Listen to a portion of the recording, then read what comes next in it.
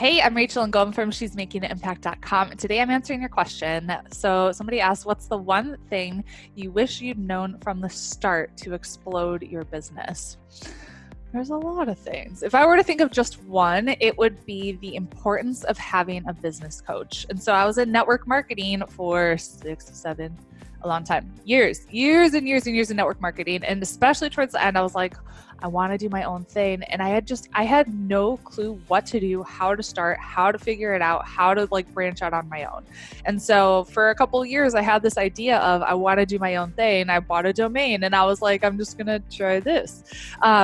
Nothing worked, nothing took off. And then when I found my business coach, that's when I had clear step by step. This is what we're going to do first. This is what we're going to do next.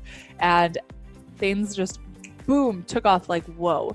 So I wish I would have known how important it is to have a business mentor from the beginning. If you don't have one, I've got lots of tools that can help you. My group coaching program, Activate, it's not open now, but it will be at some point. You can get on the wait list. I don't accept a ton of private clients at this point, but that would be the next step to working with me.